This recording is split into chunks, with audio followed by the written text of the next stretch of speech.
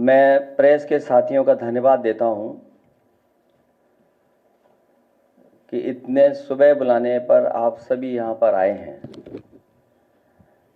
हालांकि चुनाव खत्म हो चुका है और बहुत सारे एग्जिट पोल तरह तरह की जानकारी दे रहे हैं। मैं आपके बीच में आपके माध्यम से कुछ बातें रखना चाहता हूं। मैं शुरुआत करता हूं कि जितनी ऊंचाई पर जाकर कटती है पतंग, उतना ही बड़ा होता है उसका पतन। भाजपा कई दोषों के लिए जिम्मेदार है।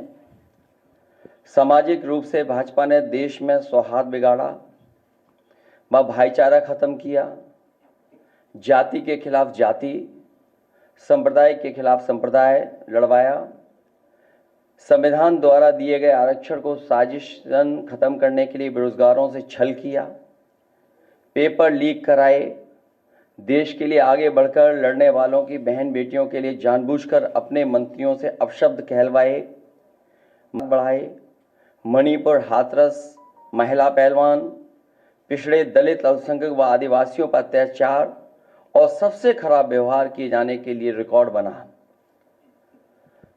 आर्थिक रूप से इलेक्टोरल बॉन्ड का ऐतिहासिक भ्रष्टाचार किया।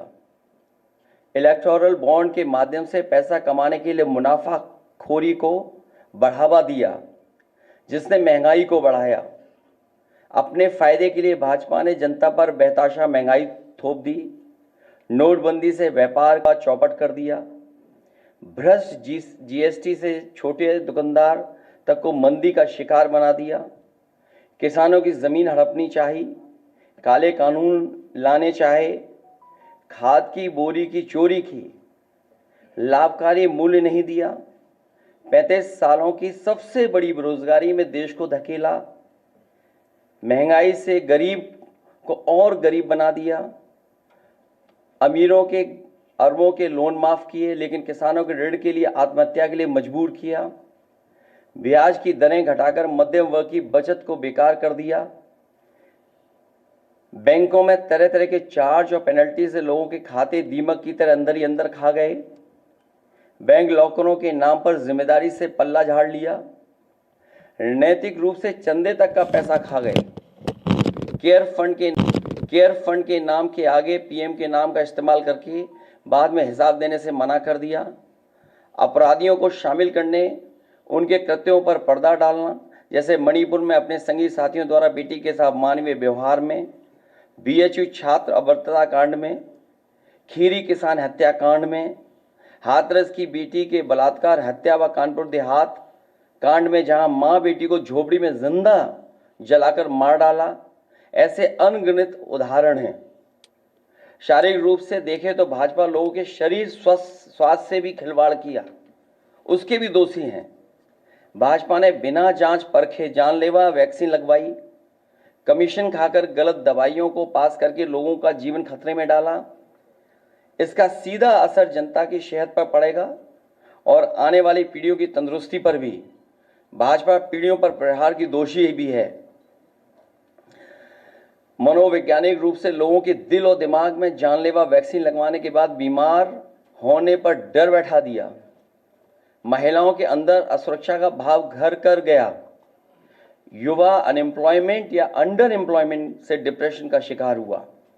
राजनीतिक रूप से चंडीगढ़ के मेयर चुनाव में कैमरे के सामने धांधली की, चुनी हुई सरकारें गिराईं, खरीद फरोख्त का नकारात्मक सियासत को जायज ठहराया, पारिवारिक रूप से राजनीतिक फायदे के लिए परिवारों को लड़वा दिया, भाई के खिलाफ भाई को। मानसिक रूप से भाजपा ने अपने ही समर्थकों को हिंसक बनाया, मॉब लिंचिंग को मानसिक रूप से सही ठहराने की साजिश की, आपराधिक रूप से ऐसे लोगों को मंत्री पद दिया और बनाए भी रखा जिन्होंने किसानों की हत्या की, जो महिलाओं पर अत्याचार शोषण के दोषी हैं। न्यायालय तक में अपने लोग पिछले दरवाजे से सेट किए, न्यायाधीशों से खुलकर एक विचारधारा विशेष के लिए बयान दिलवाए, न्यायाधीशों को राजनीतिक पदों पर लालच देकर कानून तक को अपनी भ्रष्ट सोच से यही काम यूनिवर्सिटी, कॉलेज, स्कूलों में किया। नौकरशाही में लेटरल एंट्री के बहाने यही धांधली की। योजना आयोग खत्म किया। ED, CBI, IT, income tax को सरकार बनाने, बचाने और चलाने के लिए इस्तेमाल किया।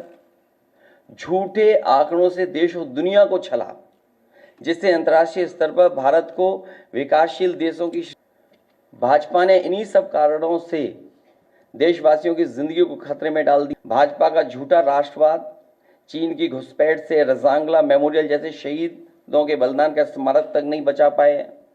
भाजपा की भ्रष्ट नीतियां बीते कल के लिए नहीं बल्कि भविष्य में भी देश की रक्षा के लिए असमर्थ व अक्षम है। इसलिए जनता इस बार गांधी जी को याद करते हुए करो या मरो की तरह आंदोलित हो गई है। से देश नकारात्मक ताकतों से आजाद होने जा रहा है।